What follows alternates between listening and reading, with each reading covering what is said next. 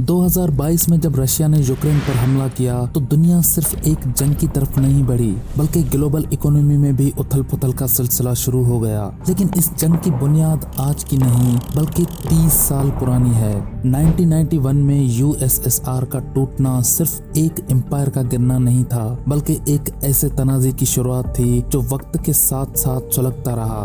Ukraine की आज़ादी, NATO का बढ़ता हुआ चाल और रशिया का गुस्सा, सब कुछ एक सदी की कहानी बन गया। और जब 2014 में क्रीमिया छीन लिया गया तो दुनिया ने सिर्फ एक ट्रेलर देखा, लेकिन असली जंग तो 2022 में शुरू हुई। एक ऐसी लड़ाई जो सिर्फ बॉर्डर्स की नहीं बल्कि ताकत, सियासत और इंसानियत की है। अगर ये जंग सिर्फ यूक्रेन और रशिया के दरमियान है तो फिर हर मुल्क की इकोनॉमी पर इसका असर कैसे और क्यों पड़ा। अस्सलाम वालेकुम और welcome back in इन्फोवेब।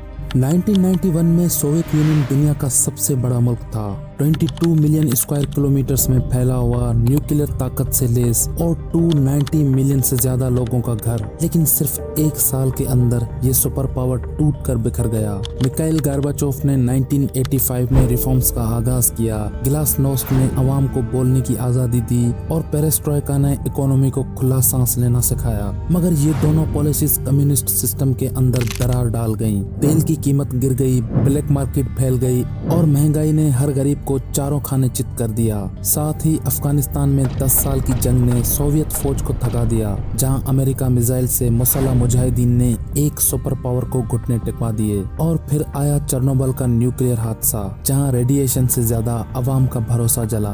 Berlin wall गिर चुकी थी और रिपब्लिक्स एक एक करके अपनी आजादी का ऐलान कर रहे थे। आखिरी सांस तक सोवियत यूनियन लड़ता रहा मगर अंदर से खाली हो चुका था। और जब एक एम्पायर अपने लोगों का एतबार खो देता है तो उसका टूटना सिर्फ कैलेंडर की एक तारीख का इंतजार होता है। सोवियत यूनियन का जवाल सिर्फ एक निजाम का खात्मा नहीं था बल्कि उन सपनों का भी था जो डिकेड्स तक लोगों के जहनों में भर दिए गए थे। और इस गिरती हुई इमारत की मिट्टी से यूक्रेन अपनी शनाख्त का झंडा लेकर उभरने लगा। 1990 तक यूक्रेन में आज़ादी का जज्बा अपने उरूज पर था।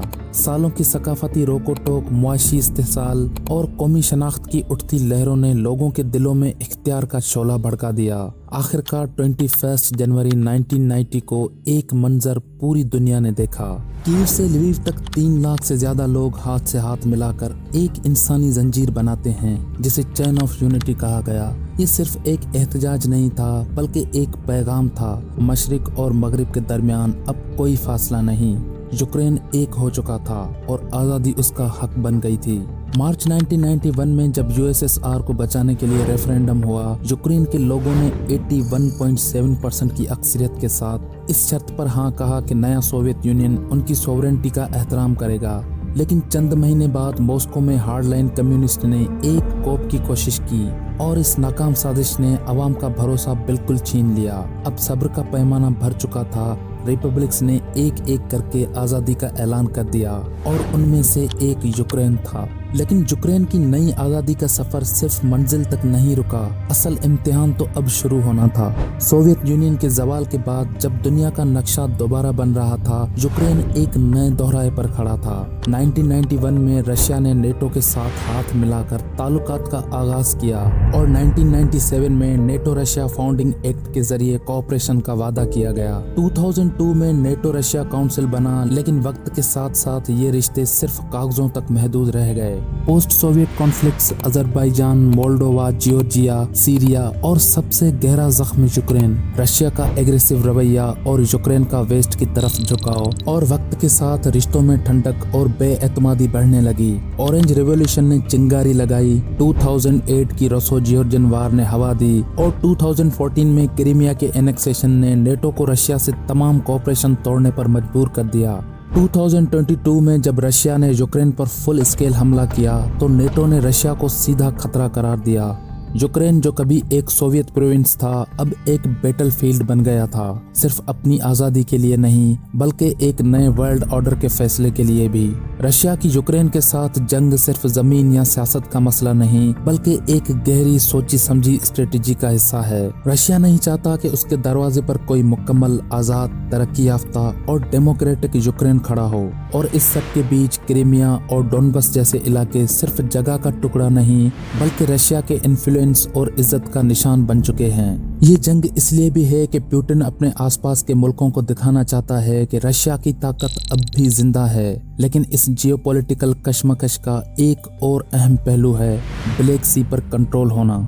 जैसा कि हम सब लोग जानते हैं कि रशिया वीट, ऑयल और गैस का बहुत बड़ा एक्सपोर्टर है और इसी समुद्र के जरिए रशिया अपनी सबसे बड़ी एक्सपोर्ट लाइफलाइन चलाता है। अगर ब्लैक सी पर किसी और का कब्जा हो गया तो रशिया सिर्फ अपनी ट्रेड नहीं बल्कि अपनी रीजनल ताकत भी खो देगा और एक सुपर पावर के लिए ये ना सिर्फ नाकामी होगी बल्कि एक खौफनाक शिकस्त भी। और फिर वो दिन आया जिसने तारीख को दोबारा हिला दिया। 24 फरवरी 2022 को रशिया ने यूक्रेन पर पूरे पैमाने का हमला कर दिया। यूरोप में वर्ल्ड वार 2 के बाद का सबसे बड़ा और खूनरेज कॉन्फ्लिक्ट शुरू हुआ। ये उस जंग का इंतहाई मोड़ था जो 2014 में शुरू हो चुकी थी। इस कत्ले आम में लाखों फौजियों ने जान गंवाई और हजारों यूक्रेनियन सिविलियंस भी हलाक हो गए। 2025 तक रशिया यूक्रेन के तकरीबन 20% हिस्सों पर कब्जा जमा चुका है। 41 मिलियन की आबादी में से 8 मिलियन लोग अपने ही मुल्क में बेघर हुए, जबकि 8.2 लोगों ने मुल्क छोड़ दिया। वर्ल्ड वार 2 के बाद का सबसे बड़ा रेफ्यूजी क्राइसिस दुनिया के सामने आया। 2021 के आखिर में रशिया ने यूक्रेन की सरहदों पर फौजें इकट्ठी करना शुरू की और नेटो के खिलाफ सबसे बड़ी डिमांड रखी कि यूक्रेन कभी भी नेटो का हिस्सा न बने। रशिया ने 3 सिमतों से यूक्रेन पर चढ़ाई की, बेलारस के रास्ते नॉर्थ से, क्रीमिया से साउथ में और डॉनबस के जरिए ईस्ट में। कीव को गिराने की कोशिश हुई मगर यूक्रेनियन अवाम और फौज ने ऐसी मुदाफात की कि रशिया को अप्रैल 2022 में पीछे हटना पड़ा। रशिया ने 4 प्रोविंस को इलीगल तौर पर एनेक्स कर लिया, लेकिन यूक्रेनियन जज्बा न झुका न थका। 2023 और 2024 के दौरान जंग जारी रही, जहां यूक्रेन ने रशिया के कुर्स्क तक काउंटर अटैक किया। इस जंग का सिर्फ एक बैटलफील्ड नहीं था बल्कि बहुत से मोड़ थे, इंसानियत का, सियासत का और ग्लोबल निज़ाम का। यूनाइटेड नेशंस ने जंग को शदीद कंडेम किया। इंटरनेशनल क्रिमिनल कोर्ट ने पुतिन और उनके ऑफिशियल्स के खिलाफ वार क्राइम्स के वारंट जारी किए और दुनिया भर में प्रोटेस्ट ने जंग के खिलाफ आवाज बुलंद की। रशिया और यूक्रेन के इन हमलों ने सिर्फ एक जंग नहीं छेड़ी बल्कि ह्यूमैनिटी, एनवायरनमेंट और ग्लोबल इकोनॉमी की स्टेबिलिटी का एक इंतहाई नुकसानदेह दौर शुरू कर दिया। मिलियंस ऑफ यूक्रेनियंस अपने घरों से बेघर हुए। फिल्ट्रेशन कैंप्स और फोर्सफुल रीसेटलमेंट्स जैसे इल्जामात के तहत 1.3 मिलियन लोगों को जबरदस्ती रशिया ले जाया गया, जबकि सिविलियंस पर टॉर्चर, रेप और मास किलिंग्स जैसे वार क्राइम्स भी डॉक्यूमेंटेड हुए। यूक्रेन और रशिया दोनों एक डेमोग्राफिक क्राइसिस का शिकार हो गए। अंदाजा है कि 2040 तक यूक्रेन की आबादी 20% गिरकर सिर्फ 35 मिलियन रह जाएगी, जबकि रशिया से लाखों एजुकेटेड लोग मुल्क छोड़ चुके हैं। एनवायरमेंटल डेवास्टेशन भी कुछ कम नहीं थी। तकरीबन $51 बिलियन का नुकसान, 60,000 हेक्टेयर्स जंगल और 2.4 मिलियन हेक्टेयर्स जमीन तबाह हुई, जबकि कार्बन डाइऑक्साइड इमिशंस में इजाफे ने दुनिया की क्लाइमेट पॉलिसी को पीछे धकेल दिया। रशिया का यूक्रेन पर फुल स्केल हमला एक ऐसे वक्त में हुआ जब दुनिया अभी कोविड-19 के असरात से उभरने की कोशिश कर रही थी। ये जंग सिर्फ एक मुल्क के खिलाफ नहीं थी बल्कि इसने पूरी दुनिया के लिए इकोनॉमिक, सोशल और ह्यूमैनिटेरियन क्राइसिस पैदा किया। यूक्रेन की जीडीपी में 35% तक गिरावट आई और सिर्फ 2022 में 7 मिलियन लोग गुर्बत में धकेल दिए गए। हर तीसरा यूक्रेनियन हाउस होल्ड आज फूड इनसिक्योरिटी का शिकार है। यूक्रेन जो पहले दुनिया के बड़े वीट और कॉर्न एक्सपोर्टर्स में से था, आज एग्रीकल्चर और एक्सपोर्ट्स दोनों में तबाही का सामना कर रहा है।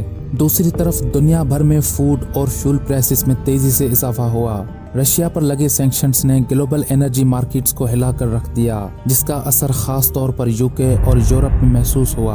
नॉर्ड स्ट्रीम पाइपलाइंस बंद होने और एलएनजी जैसे महंगे अल्टरनेटिव्स ने एनर्जी कॉस्ट्स को और बढ़ाया। ये सब कुछ उस वक्त हो रहा था जब दुनिया क्लाइमेट क्राइसिस से निपटने के लिए फॉसिल फ्यूल से दूरी इख्तियार कर रही थी। इस जंग का एक अनइंटेंडेड पॉजिटिव ये जरूर रहा कि रिन्यूएबल एनर्जी की तरफ रुझान तेज हुआ। साथ ही रशिया की इकोनॉमी भी सैंक्शंस, मिलिट्री स्पेंडिंग और ब्रेन ड्रेन के सबब बुरहान का शिकार हो गई है। स्टॉक मार्केट्स खास तौर पर यूरोप में नुकसान उठा चुके हैं और जितनी देर ये जंग जारी रहेगी उतना ज्यादा इसका असर दुनिया के मुआशी मुस्तकबिल पर होगा। इस जंग की वजह से दुनिया भर में न्यूक्लियर खतरों और थर्ड वर्ल्ड वार के इम्कान पर गहरा चर्चा शुरू हो गया है। रशियन ऑफिशियल्स ने इस जंग के दौरान बार बार न्यूक्लियर हथियारों के इस्तेमाल की धमकियां दी हैं। रशिया ने अपने नए न्यूक्लियर डॉक्ट्रिन में ये स्पेसिफाई कर चुका है कि अगर नेटो ने रशिया पर मिसाइल अटैक्स किए तो वो मास डिस्ट्रक्शन वेपन्स का इस्तेमाल कर सकता है। Nuclear saber rattling from the Kremlin this morning, with Vladimir Putin appearing to threaten to use nuclear weapons if Ukraine fires American-made missiles into Russia. The Kremlin saying the doctrine was updated in response to what it calls the new situation. इन धमकियों और nuclear हथियारों के इस्तेमाल की बातों के बावजूद दुनिया के ताकतवर मुल्कों ने न्यूक्लियर कॉन्फ्लिक्ट से बचने के लिए पूरी कोशिश की है। आज तक कोई भी मुल्क न्यूक्लियर हथियार इस्तेमाल करने से बच रहा है और दुनिया के रहनुमा इस बात को समझते हैं कि न्यूक्लियर जंग का अंजाम सबके लिए खौफनाक होगा। रशिया यूक्रेन वार ने सिर्फ इन दोनों मुल्कों को नहीं बल्कि पूरी दुनिया को एक बड़े इम्तिहान में डाल दिया है। इस जंग ने ग्लोबल इकोनॉमी, सोशल स्टेबिलिटी और न्यूक्लियर टेंशन्स को बढ़ाया है, जिसका असर पूरी दुनिया के मुस्तकबिल पर पड़ा है। लेकिन इस सब के बीच एक बात तो बिल्कुल वाज़ेह है, अगर हम अपनी इंसानियत और मुस्तकबिल को बचाना चाहते हैं तो हमें अपनी ताकत और सियासत नहीं बल्कि अमन और समझदारी के रास्ते को अपनाना होगा। ये जंग सिर्फ एक रीजनल कॉन्फ्लिक्ट नहीं बल्कि एक ऐसी मिसाल है जो हमें दिखाती है कि अगर हम दुनिया को बेहतर बनाने का इरादा रखते हैं तो हमें अपने फैसले और सोच को फिर से सोचना होगा ताकि हम अपनी आने वाली नस्लों को एक अमन और खुशहाल मुस्तकबिल दे सकें। अगर आपको ये वीडियो पसंद आई हो तो लाइक करें, सब्सक्राइब करें और कमेंट में अपनी राय का इजहार ज़रूर करें।